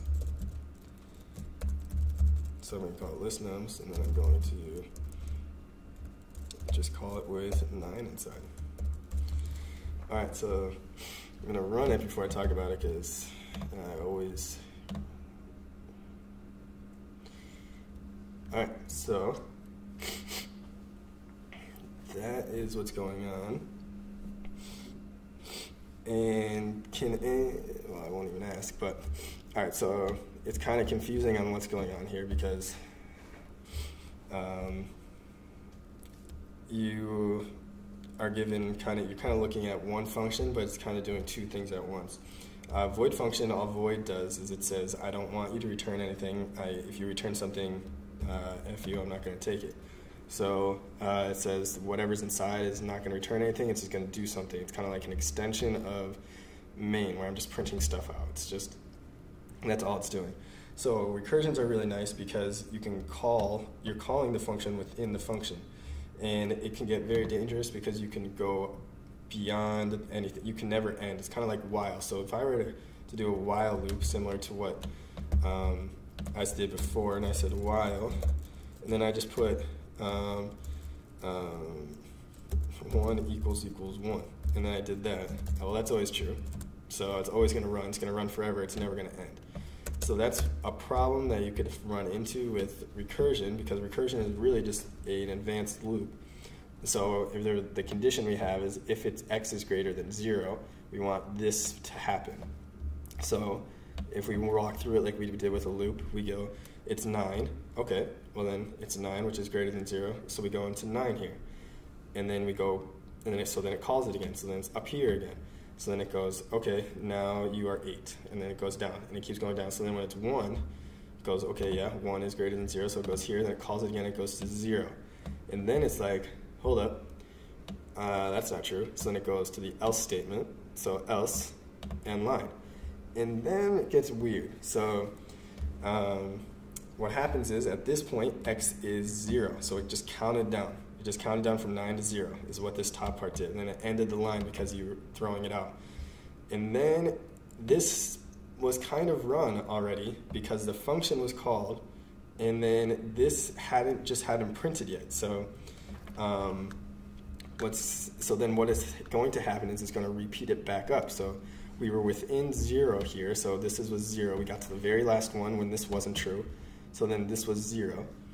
And then we went down it, and that we hit this statement, and then we went past it because that wasn't true anymore. Then we ended the line because we're like, yeah, that's not true, so we're going to end the line because it's x is not greater than 0, it is 0. So, and then we went to this statement. So it will go to this statement, it will print 0, and then it will propagate backwards. So it's kind of, I don't know how you're going to say that, but it's like they're all kind of nested into each other, so then they'll go back up. So then it's like, okay, well, the last one was 1, and then we got to these 2 points, but we never got to here. And even though, because we already hit the if statement, it's not going to end the line. So then what it's going to do is it's going to be like, okay, well, then the last thing I have to do for this one is print 1. So then it prints 1. And then it goes back to the top for 2, and it's like, okay, I already did these 2 things, and I already hit the if statement, so I can't go into an else statement. And then it's like, okay, well, then I'm going to print 3. So they're hard to kind of to wrap your head around, but they're very useful. I guess you got to take it with what you get. So if we print it out again, 9, and then we decreased it, then we got to 0. And then we were like, okay, well, it's not 0 anymore, so then we ended the line because we can't go into that if statement, and then it incremented back up. So it was like, okay, you wanted me to print out what the number was. Well, the number at that point was 0. And then it goes, okay, I did that function, now let me get back to the other function where I was called from. And then it was like, at that point, I was 1, so then it prints out 1. And then it goes back out again, and it's like, okay, well, at this point, I was 2. So and it keeps doing that until it gets to the very first time it was called. And at the very first time it was called, it was 9. So kind of what's happening, let me see if I can kind of illustrate with this, is it was like, okay, I'm 9 here, I'm 8 here, and I'm 7 here. And right here, you want me to print it out. You want me to go, okay, print, blah, blah, blah, blah, blah. And then at the very end, you're like, print. And then right here, you're like, all right, yeah, print. And then it's like, all right, and then print. So this one runs, and then it goes, okay, you want me to print. And then blah, blah, blah, we have other stuff inside here that goes to 0. But then when we get back to 7, it's like, okay, well, then I'll print this. And then it gets rid of this. It's like, okay, I did that. And then it's like, okay, now this is what I have to do. I have to print. Oh, well, let's print, not 9. Print, and print. So then it's like, okay, well, I did this. And it's like, oh, the next, I do have one more thing to do, and it's print 9. And then when it does that, it's like, all right, well, I just did everything, so now I can stop. So that's what it's doing here. They're very useful. The for loop that you'd have to do this, I think you would actually need 2. You would need 2 for loops or a second variable to run this. So it's powerful in that way where you don't, it shortens your code a lot. It's powerful in that way. The next thing we're going to see is factorials. So I'm going to change this to factorial, and then we're going to, again, take in an integer.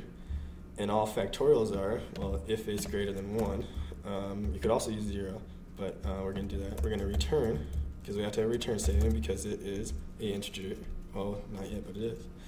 We're going to do x times, and then we're going to just take factorial, and then we're going to do, again, x minus 1. It's very similar. It doesn't have to be x minus 1. You can decrease it by your amount, but when you're doing factorials, factorials are the repeated division of whatever the subsequent number of n minus 1 is, until you get to 0, which is, this is a factorial, 0 is 1, so I don't know what that is, but I don't ask questions.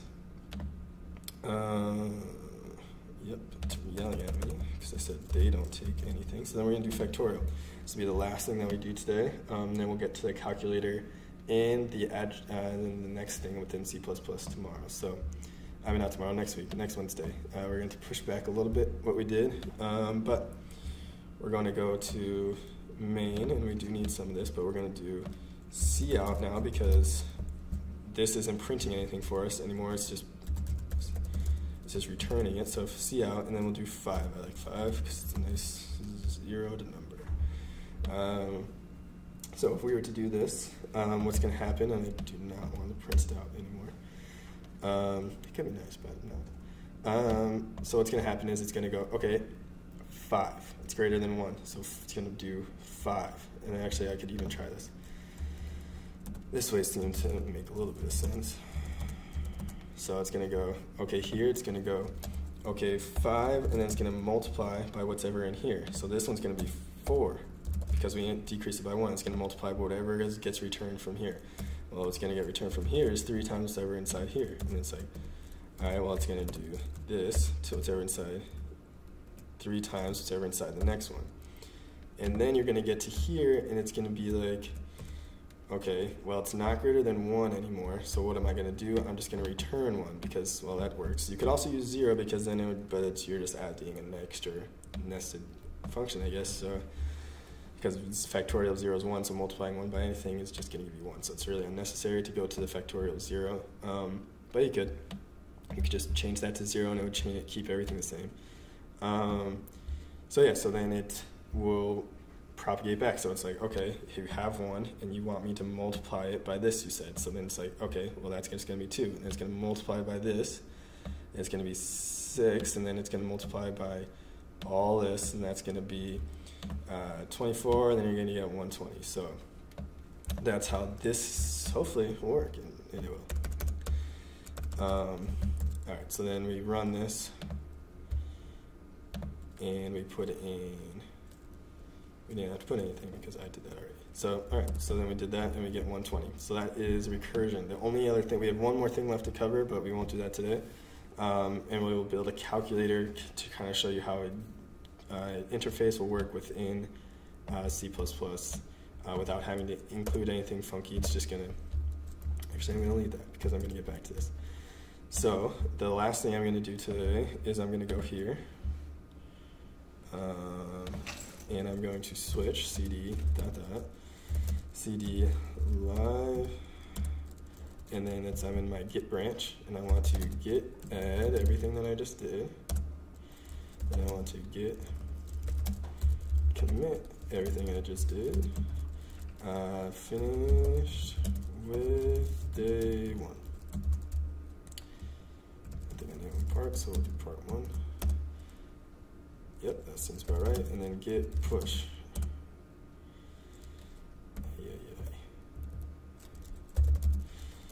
Push set upstream origin master, and then if I go back to here. Then I go to Git Repository, live, and look at that. We have calculator within here. Beautiful. And if we were to actually open up so we can even view what's in here, like that. Looks pretty nice, pretty small, pretty nice. All right. So then I will end it there.